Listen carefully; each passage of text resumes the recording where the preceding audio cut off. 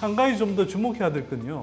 왜 코스닥 상승률이 코스피 지수의 2배 정도에 이를 정도로 이렇게 상승률이 훨씬 더 컸나? 같은 국내 주식시장의 지수인데도 이렇게 큰 차이가 났을까? 거의 2배 정도 앞지를 정도의 상승률을 보였는데요. 앞으로도 계속될 것인가? 두 가지 이제 그 의견이 지금 좀 맞부딪히고 있는데요.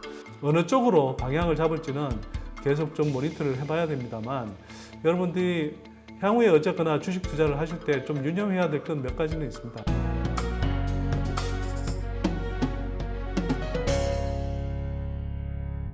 안녕하세요. 선대인경제연구소 선대인 소장입니다. 경제 이슈 브리핑 진행하겠습니다. 최근에 국내 언론에서 한국 증시의 주가 회복률이 전 세계 증시들 가운데 가장 높다, 뭐 이런 기사가 났습니다.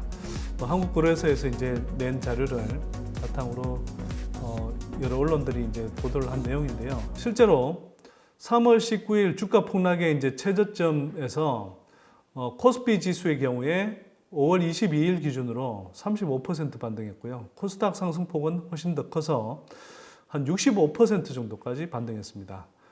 코스피 대비해서 코스닥의 반등 비율이 거의 2배 가까울 정도로 엄청난 상승폭을 기록한 거죠. 근데 이 상승폭이 같은 기간에 미국의 다우존스라든지 S&P 500 지수가 저점 대비해서 각각 31.5% 또 32.1% 정도 올랐기 때문에 이들 지수하고 비교했을 때 한국 증시의 지수 반등률이 상당히 높습니다. 특히 코스닥은 저도 이제 일일이 다 비교해 보지는 않았지만 아마 주요 증시들 가운데 모든 지수를 통틀어서 가장 반등률이 높은 지수가 아닐까 이런 생각이 들 정도로 굉장히 빠른 회복세를 보였습니다. 회복을 넘어서서 이제 이미 주가 폭락 전에 상당 그 고점 수준을 상당히 초과하는, 어찌 보면 상대적으로 좀 과열 양상이 아닌가 싶을 정도로 그런 단계까지 지금 가고 있는 거죠. 이런 측면에서 볼 때 왜 한국의 증시가 강한지 이제 기사들은 이렇게 이제 좀 분석을 하고 있는데, 상대적으로 한국 증시가 비대면 관련주의 이제 비중이 좀 크기 때문이다. 한국이 전통적으로 IT 강국이기도 하고 인터넷 관련한 기업들의 비중도 상당히 좀 큰 거죠. 특히나 삼성 SDI 같은 그런 2차 전지주, 또 한편으로는 카카오, 네이버 같은 이런 그 언택트 관련주, 이런 종목들의 주가 상승률이 상당히 많이 올라오면서 시가총액 10위 안에 들기도 했고요. 그러면서 증시의 전반적인 상승을 좀 이끌지 않았나 이런 생각이 좀 듭니다. 자, 그런데 한 가지 좀 더 주목해야 될 건요. 왜 코스닥 상승률이 코스피 지수의 2배 정도에 이를 정도로 이렇게 상승률이 훨씬 더 컸나? 같은 국내 주식시장의 지수인데도 이렇게 큰 차이가 났을까? 이런 생각을 좀 해볼 필요가 있죠. 자, 여기에는 몇 가지 이유가 있는데요. 일단 주가 폭락 때 상대적으로 중소형주가 많은 코스닥 지수가 더 많이 떨어졌기 때문에 그렇습니다. 여러분들 잘 아시는 것처럼 코스닥 지수는 코스피 지수에 비해서 중소형 종목들이 많이 포진해 있죠. 그러다 보니까 주가가 폭락할 때는 상대적으로 이렇게 거래량이 굉장히 많이 없어지는데요. 그러다 보니까 그나마 삼성전자, 현대차, LG전자 이런 대형주들은 그래도 이제 거래량이 어느 정도 받쳐주기 때문에 떨어질 때 낙폭은 좀 덜한 편인데요. 반면에 코스닥 중소형주들 가운데는 거래량이 없어져서 정말 믿기지 않는 수준의 그런 낙폭을 기록한 종목들이 속출했습니다. 예를 들어서 주가 폭락 전에 고점 대비해서 거의 60% 이상, 70%까지 떨어진 종목들도 꽤 있었고요.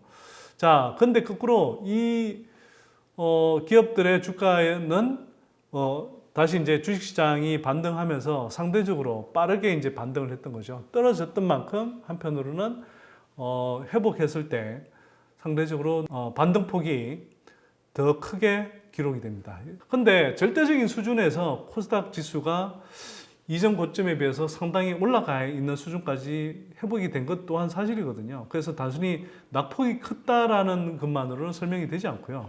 그러면 왜 다른 이유들이 있느냐?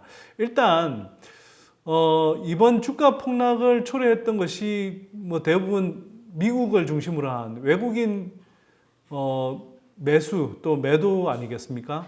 자, 그런데 상대적으로 코스피 지수는 삼성전자, 뭐 현대차, LG전자 이런 것들이 한국 시장에 상장돼 있다고는 하더라도 글로벌 자금들이 글로벌 투자 자금들이 거래하는 글로벌 종목입니다. 그러다 보니까 외국인 뭐 이 매수 매도에 따라서 많이 이제 주가가 좌우되는데요. 그러다 보니 이른바 동학개미 운동이라고 해서 잘 모르는 사람들이 들어와서 처음 투자하다 보니 결국은 뭐 익숙하면서 안전할 것 같은 삼성전자 주식을 많이 샀죠. 자, 그런데 그 결과를 보면 떨어지기는 별로 안 떨어졌지만 삼성전자가 떨어질 땐 별로 안 떨어졌지만 거꾸로 오를 때도 상대적으로 이 반등폭이 상대적으로 좀 약하게 나타납니다. 이건 한편으로는 외국인들이 계속 지속적으로 삼성전자라든지 주요 종목들에 대해서 그렇게 강한 매수세를 보이지 않고 있기 때문에 그렇거든요.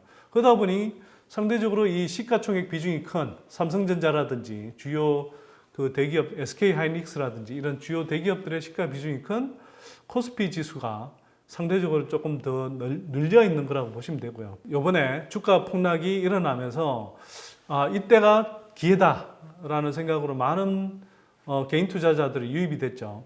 그렇게 해서 지금 사상 유례가 없을 정도로 투자자 예탁금이 거의 44조, 한때 뭐 46조 정도까지 갔었고요. 이게 지금 좀 떨어졌다고 하지만 여전히 한 42, 3조 정도를 기록하고 있는데요. 이게 그 이전 이번 사태가 있기 이전에 비해서 15조 원 가량 더 많은 개인 매수세가 유입된 그런 증거라고 할 수 있겠습니다. 자, 이렇게 개인들이 유입이 되면 물론 일부에서는 잘 모르는 분들은 삼성전자를 사기도 하지만 또 한편으로는 이 자금들은 조금만 코스닥 종목들의 중소형주로 들어오게 되면 이게 상대적으로 커다란 매수 비중을 차지해서 주가를 이제 밀어 올리게 돼 있죠. 그래서 외국인 거래에 거의 영향을 받지 않는 가운데 정시에 새로 유입된 개인 매수세가 이 시장 상황을 좌우할 수 있는 코스닥의 상승률이 상대적으로 높았던 이유로 설명을 할 수 있을 것 같습니다. 어찌 보면 조금 크게 걱정하지 않고 이 코스닥 종목들을 매수할 수 있었던 배경으로는 주가 폭락 기간 동안 금융당국이 외국인과 기관들이 주로 했던 공매도를 금지시켰죠. 그러다 보니까 공매도라는 건 사실 주가가 좀 많이 오를 때 이것이 떨어지는 쪽으로 이렇게 베팅해서 차익을 남기는 거래인 건데 이 공매도 자체가 없어지니까 개인들이 사실 주가가 좀 오르더라도 그것 때문에 사실 공매도가 들어오거나 그럴 뭐 걱정할 필요 없이 사실 계속 매수를 해서 주가가 올라가는 그런 현상이 이제 발생하는 겁니다. 또 그리고 한편으로는 코스닥의 시가총액 비중이 큰 많은 종목들이 바이오주이거나요. 또 코스닥의 이런 뭐 바이오 IT 관련한 또는 2차 전지 관련한 이런 종목들이 상당히 많이 포진해 있는데 이런 종목들이 또 이른바 언택트 종목으로 분류가 되면서 많은 비중을 차지하고 있죠.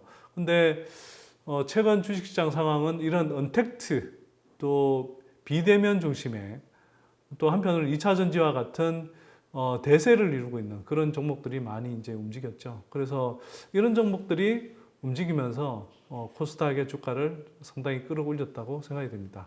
자, 이처럼 코스닥이 코스피를 거의 2배 정도 앞지를 정도의 상승률을 보였는데요. 앞으로도 계속될 것인가? 이건 사실 상당히 좀 고민을 해봐야 되는 문제라고 생각합니다. 왜냐하면 두 가지 이제 그 의견이 지금 좀 맞부딪히고 있는데요. 뭐 지수가 코스피든 특히 코스닥 경우에 실물 경제가 이렇게 나쁜데 코스닥 지수가 이렇게 많이 올라가도 되는 거냐? 이렇게 이제 좀 걱정을 하시는 또는 의문을 제기하는 그런 이제 분들도 있고요. 한편으로는 코로나 사태가 이미 최악을 지났고 앞으로는 뭐 시간의 문제일 뿐 좋아지고 있는 상황을 선반영하는 것 아니냐. 또 한편으로는 이번 주가 폭락 사태를 맞으면서 각국 정부가 돈을 엄청나게 뿌려댔잖아요. 그로 인해서 주식시장에 밀려든 많은 유동성이 결국은 주가를 밀어 올릴 수밖에 없는 것 아니냐. 거기에 대해서 코스닥의 경우는 개인 매수세가 꾸준히 이어지고 있고 외국인들이 아직 본격적인 그 주가 폭락기와 같은 그런 매도세에 나서고 있지 않기 때문에 한동안은 상승세가 이어지는 것 아니냐, 뭐 이런 양론이 좀 부딪히고 있습니다.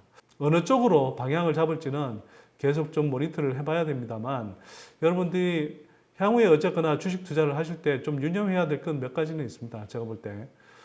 첫 번째는 이미 지수가 어느 정도 단계에 올라왔기 때문에요.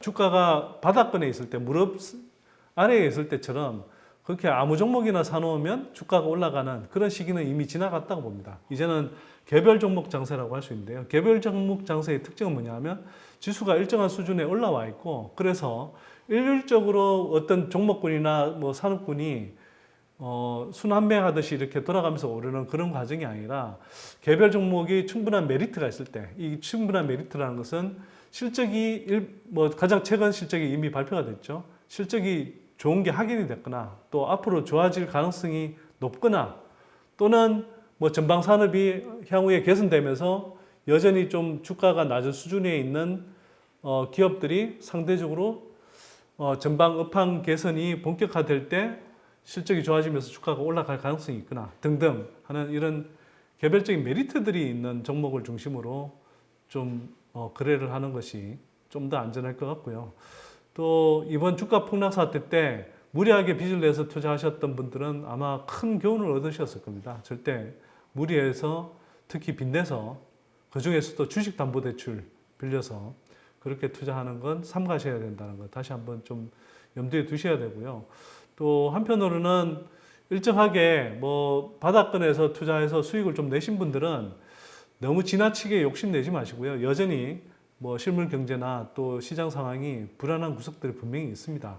주식시장의 시나리오가 전개가 돼서 꾸준히 올라간다면 다행이겠지만 혹시라도 상당한 조정이 온다고 하면 주가 폭락을 금방 겪은 입장에서 보자면 이것 또한 상당한 심리적 또 실질적인 어떤 타격이 될 수 있겠죠. 그래서 전부 다는 아니라고 하더라도 일부는 조금씩 수익을 실현해 가면서 계속 돌다리 짚어보듯이 그렇게 투자를 이어가는 것이 맞지 않나, 그런 국면에 오지 않았나 이런 생각이 듭니다. 자, 오늘 경제 이슈 브리핑은 여기서 좀 마치도록 하고요. 다음에 좀 더 재밌는 내용으로 찾아뵙도록 하겠습니다. 고맙습니다.